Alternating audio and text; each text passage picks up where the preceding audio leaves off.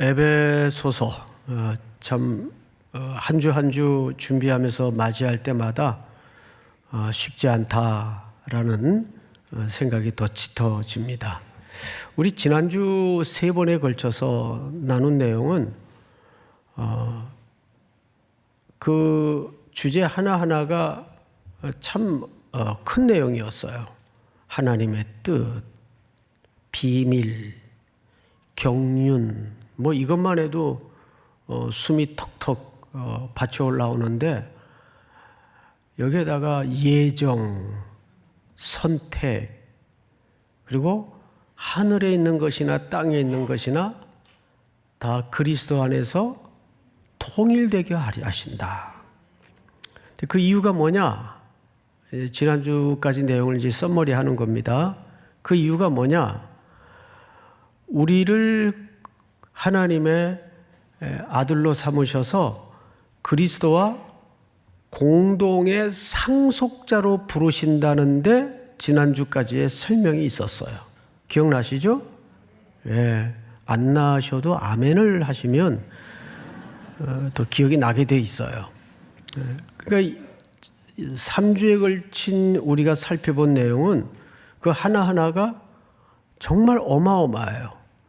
근데 결국 그 결론이 뭐냐 하면 우리를 그리스도와 그것을 이을 유업을 누릴 공동의 상속자로 삼았다는 거예요. 그래서 오늘 첫 절이 뭘로 시작이 되는가를 잘 보세요. 이로 말미암아 내가 기도한다. 자, 여러분 잠깐 눈을 들어 보실까요? 그 정도만 돼도 숨이 탁 막힐 정도로 어마어마해서 이제 끝. 그래도 내용상 무방한데 그러기 때문에 내가 너희들을 위해서 기도할 제목이 있다는 거예요. 그러니까 지난주까지의 내용은 명제만 툭툭툭 걸어놓은 거죠. 근데 그 주제, 그 명제에 담아진 의미나 풍성함과 부요가 도대체 어떤 것인지를 너희가 좀 알도록 기도하고 있다 지금. 그러니까 15절 보세요. 이로 말미암아. 근데 더 놀라운 것은 지난주까지 내용 중에 기억나시죠? 3절서부터 14절까지는 전부 한 문장으로 되어 있다고 말씀을 드렸었어요. 기억나시죠? 예. 그런데 오늘 본문인 15절서부터 23절까지 내용도 한 문장으로 처리를 했어요. 하나님께서 바울에게 이 글을 에베소 성도들에게 보내게 하는데 그 계시를 받아 적는데 일필휘지의 마음으로 끊어진 문장 없이 숨 돌릴 겨를 없이, 그러니까 이 가슴에 숨이 턱 밑까지 치받아 올라올 정도로 헉헉대면서 이 글을 받아 적는 거예요. 그러니까 사실 오늘도 이 내용을 이제 쭉 23절까지 마무리는 할 텐데 제 언어의 한계와 이해의 한계, 시간의 한계 때문에 충분히 전달이 안 될 수도 있어요. 그렇지만 하나님께서 여러분들에게 지혜를 열으셔서 깨닫게 하실 줄을 믿습니다. 자, 그러면 이제 첫 번째 이제 15절부터 좀 볼까요? 이로 말미암아 주 예수 안에서 너희 믿음과 모든 성도를 향한 사랑을 나도 듣고 내가 기도할 때 기억하며 너희로 말미암아 감사하기를 그치지 아니하고. 지금부터는 사도 바울이 이런 에베소 성도들을 향해서 뭔가를 기도하는데 첫 번째 기도의 제목을 들어보십시다. 이 기도의 제목은 사실 목회자들의 오늘날 기도의 제목이어야 하는 부분이면서도 우리 모두가 교회의 그리스도의 몸된 지체로서 또 공유해야 될 기도의 제목이기도 합니다.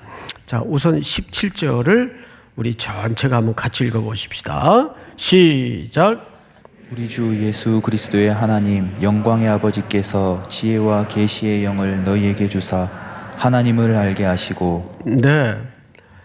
여기서 지혜와 계시의 영을 너희에게 주사, 이 말은 성령님을 얘기하는 거예요. 자, 그러면 우리는 예수 믿을 때 성령을 이미 받았다고 배웠고 나도 그렇게 믿고 알고 있는데, 예, 맞습니다. 여러분 성령님을 다 받으셨죠? 예, 왜냐하면 어떤 이제 일부 기독교인들은 어느 교단이나 단체에서는 그렇게 얘기를 해요. 성령 받았습니까?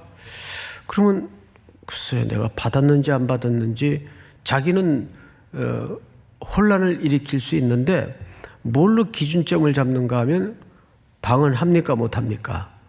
방언을 하면 성령을 받은 거고 방언을 못하면 아직 성령을 못 받은 거예요. 이렇게 기준점을 잡고 잘못 호도하는 경우가 있습니다. 그건 대단히 잘못된 거예요. 고린도전서 12장에 보면 성령으로 말미암지 않고는 누구든지 그리스도를 주라 시인할 자가 없다. 그러니까 내가 왠지 나는 이해는 잘 안 되고 논리적으로 설득이 안 되는데 그냥 믿어져요. 내가 철저한 죄인이기 때문에 예수 그리스도께서 십자가에 나를 대신해서 대속의 죽음을 죽으셨고 그분은 내 구주가 되시며 나의 주인이 되신다는 사실을 내가 인정해요. 근데 이 지식은 내가 스타디하거나 어떤 문화적 습관에 축적된 결과물이 아니라는 얘기예요. 이거는 성령님이 나를 살리셔서 그 지혜를 넣어주신 거예요. 자, 그러면 그걸로 끝나는가 그 말이에요. 그렇지 않다는 거죠. 그 성령님은 이제 우리가 후에 배우기도 하겠지만 에베소서 5장에 보면 오직 성령의 충만함을 받으라. 술 취하지 말고 이는 방탕한 것이니 오직 성령의 충만을 받으라는 얘기는 성령께 지배된 삶을 살라 그 말이에요. 그러니까 성령님이 내가 예수 그리스도를 주로 시인하고 고백할 때 내 안에 내주하세요. 근데 내주하신 그분이 평생 나를 이끌어 가시는 역할을 한다는 얘기죠.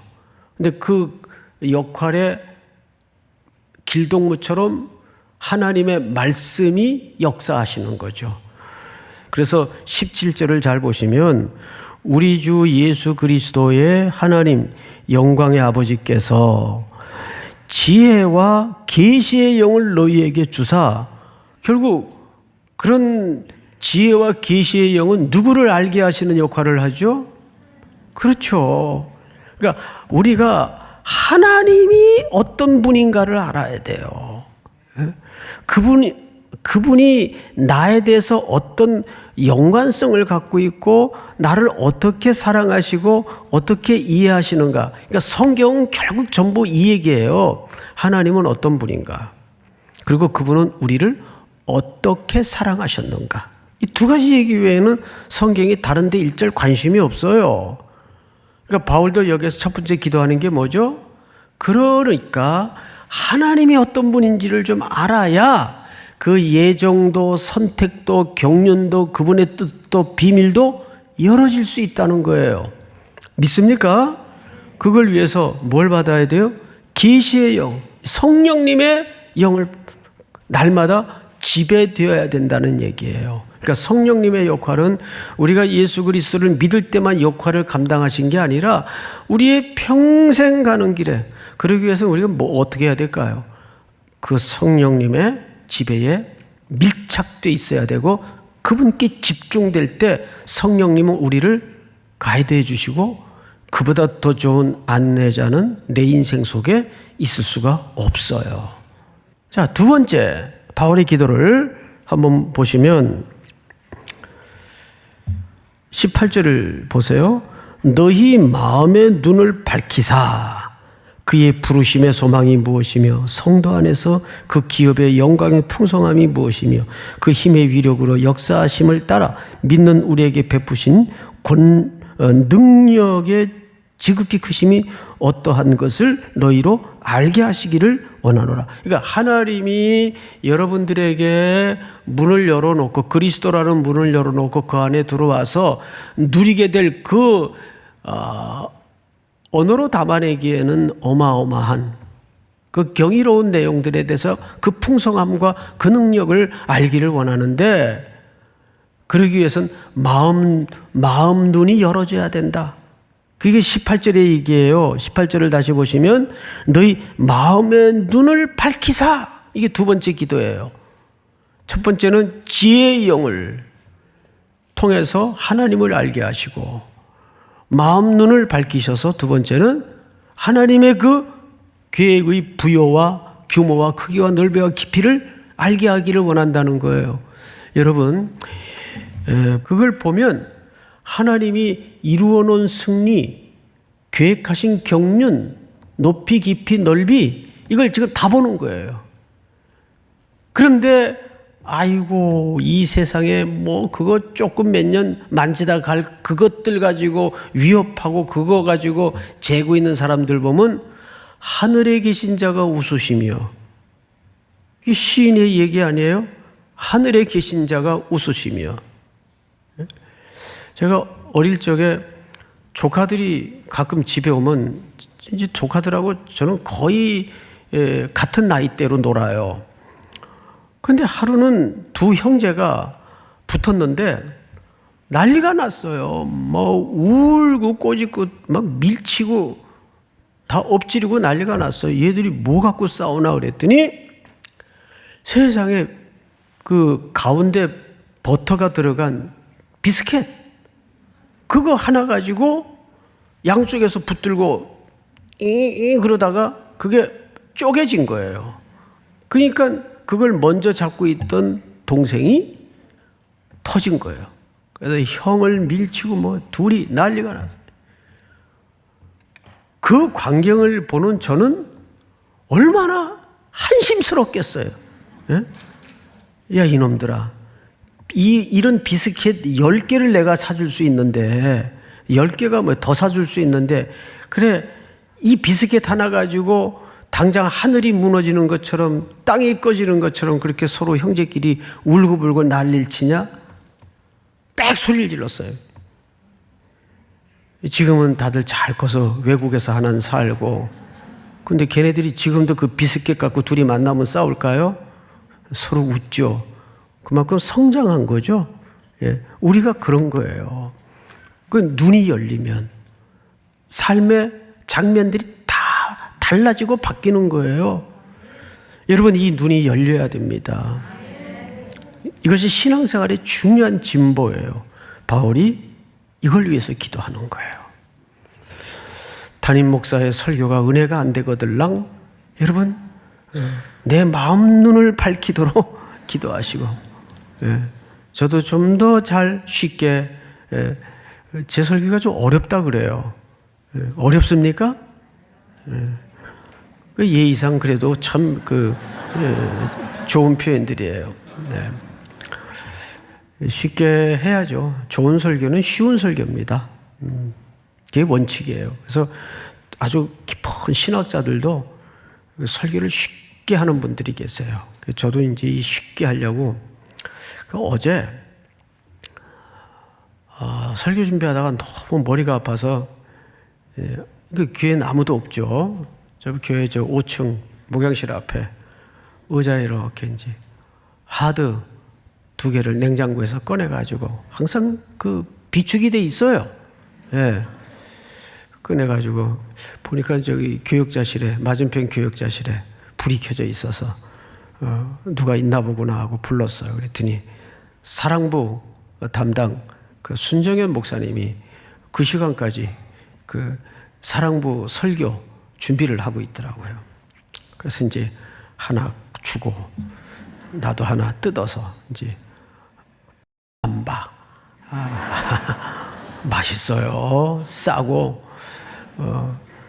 그 이제 쭉쭉 빨면서 내일 설교 본문이 어디냐? 그랬더니 6월절을 전해야 된대요.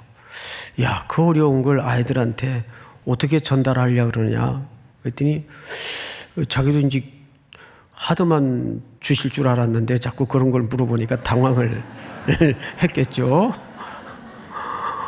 갑자기 물어보시니까 당황스럽습니다. 얘기 안 해도 돼. 그랬더니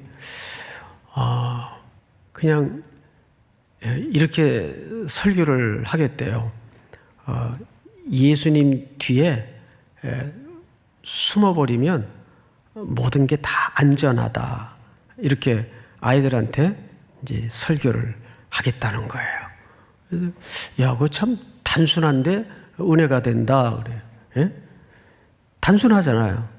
힘들고 어렵고 무서울 때 예수님 뒤에 숨으면 안전하다. 우리도 엄마 아빠 뒤에 이렇게 숨으면 든든하잖아요. 그죠? 어릴 때.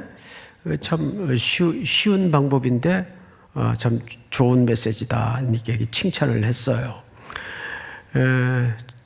저도 쉽게 할게요. 쉽게. 근데 여러분, 이 쉽게 설교를 준비하려면 굉장히 묵상을 더 많이 해야 됩니다. 사실은.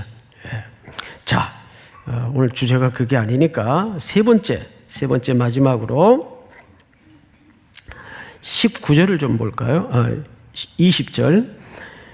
그의 능력이 그리스도 안에서 역사하사 죽은 자들 가운데서 다시 살리시고 하늘에서 자기의 어디에 앉히셨어요? 오른편에. 여러분, 예수님의 능력은 물론 그 약속하고 경영한 것을 다 이루실 수 있는 능력인데 그 능력의 근거로 여기에서 뭘 설명하시냐면 예수님의 부활을 설명해요. 물론 이것이 굉장히 중요한 신학의 교리 중에 하나입니다. 죽은 자 가운데서 살아나신 그리스도의 부활의 능력. 여러분, 인간의 고뇌는 항상 고난과 죽음이에요.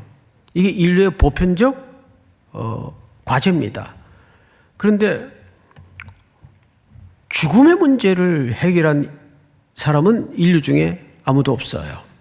오직 그리스도 외에는 이 죽음의 문제를 해결하지 않았어요. 그래서 우리도 그분 안에서 다시 부활할 수 있다 그 얘기를 하고자 하는 게 아니라 그 다음 얘기를 잘 들어보세요. 자, 20절을 제가 그 하반부를 읽겠습니다. 죽은 자들 가운데서 다시 살리시고 하늘에서 자기의 어디에 앉히셨어요? 오른편에 앉히셨어요. 여러분, 이 이야기는 사실 시편 110편의 성취를 얘기하는 건데 시편 110편을 한번 띄워주실까요? 다윗의 시죠? 우리 같이 읽읍시다. 시작. 여호와께서 내 주에게 말씀하시기를 내가 내 원수들로 내 발판이 되게 하기까지 너는 내 오른쪽에 앉아 있으라 하셨도다. 네, 여기 잘 보시면 여호와께서 내 주에게 말씀하시기를, 하나님의 아들을 얘기하는 거예요. 다윗의 시니까 내가 네 원수를 네 발판이 되게 하기까지. 여기 발판이라는 표현이 등장을 하죠. 예, 이 발판이 뭐냐 하면 왕이 발을 놓는 발판이에요. 그런데 지금 오른편에 누가 앉아 계시죠? 하나님의 아드님이 앉아 계세요. 그 말은 두 가지 의미가 있어요. 하나는 하나님의 모든 유업을 이 아들이 상속받는다라는 공동의 상속자로 거기 앉아 계시는 거예요.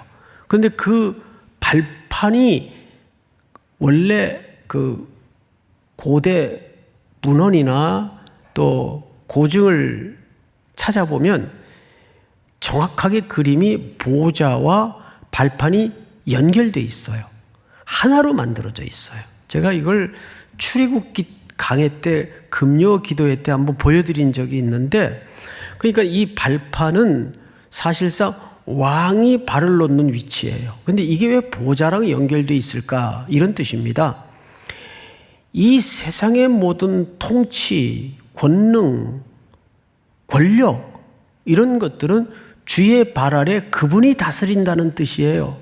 이 얘기를 빌립보서에서 이렇게 설명을 했죠. 2장을 띄워보시면 이러므로 하나님이 그를 지극히 높여 모든 이름 위에 뛰어난 이름을 주사 하늘에 있는 자들과 땅에 있는 자들과 땅 아래에 있는 자들로 모든 무릎을 예수의 이름에 어떻게 하게 하셨어요? 꿇게 하시고 11절 다 같이 시작. 모든 입으로 예수 그리스도를 주라 시인하여 하나님 아버지께 영광을 돌리게 하셨느니라. 여러분, 그리스도는 하나님의 모든 귀결점이에요. 그분을 통해서 그분으로 인해 그분께로 모든 것이 돌아가도록 세상을 설계하셨어요. 근데 이것은 단지 그리스도인들에게만 한계를 갖고 그렇게 하신 게 아니라 우주 만물의 모든 주인이 그리스도가 되시도록 하나님이 운영을 하세요. 여러분 이 사실을 믿으세요? 네? 이거 확실히 믿으셔야 돼요. 제가 이렇게 중간에 강조하는 이유가 결론에 더 놀라운 이야기를 성경 기자가 하기 때문입니다. 뭐라고 되어 있는가 하면 22절에 또 만물을 그 발 아래 복종하게 하시고 지금까지 이야기죠. 그를 만물 위에 뭐의 머리로 삼으셨느니라? 교회의 머리로 어떻게 하셨다고요? 자, 삼으셨다는 말은 조금 직설적으로 번역을 하면 이 삼으셨다는 말은 의역이 된 거예요. 이런 뜻입니다. 주셨다. 디도미라는 표현을 쓰죠. 주셨다. 교회의 머리로 누구를 주신 거예요? 그리스도를 주신 거예요. 누가? 근데 그 그리스도는 어떤 분이죠? 만물의 주인이세요. 그러면 이게 어떤 놀라운 감동이 여기서 북받쳐 올라와야 되냐 하면, 자, 여전히 세상 사람들은 또 우리가 보기에도 교회는 문제가 많아요. 교회가 왜 이래? 이런 소리가 나도 모르게 터져 나와요. 또 연약해요. 뭐 별별 일들이 다 일어나요. 추잡한 일도 일어나고 연약한 일도 일어나고 아파요. 그럼에도 불구하고 그리스도라는 분을 그 교회의 머리로 삼았다는 말은 머리로 주셨다는 얘기예요. 그렇다면 우리는 그 머리 되신 그리스도의 뭐가 된 겁니까? 지체요? 공동의 상속자가 된 거예요. 그리고 그 그리스도라는 머리를 통해서 이 교회라는 공동체를 통해서 세상의 마지막 승리를 약속하셨단 말이에요. 그러면 오늘은 현실이 답답하고 답도 안 보이는 것 같고 암울하고 뿌연 안개가 가득한 인생길처럼 보일지라도 우리가 뭘 확실히 믿어야 되죠? 그분이 승리하신다는 사실을 믿어야 돼요. 믿습니까? 그것이 내가 이 땅에서 현실적으로는 답이 없는 것처럼 살아갈지라도 여유 있게 믿음을 가지고 뚝심 있게 다시 일어서서 소망으로 저문을 나설 수 있는 가장 중요한 근거가 된다는 거예요. 특별히 우리 청년들, 그 찬송가에도 보면 그런 구절이 있더라고요. 이 눈에 아무 증거 아니 배여도 믿음만을 굳게 잡고 나갑시다. 맞나요? 예. 틀려요? 이해는 됐죠? 예, 이해는. 이 눈에 아무 증거 아니 배여도 믿음만을 굳게 잡고 나갑시다. 그분이 승리하심을 믿고 또 한 주도 승리하는 저와 여러분들이 될 수 있기를 축복합니다.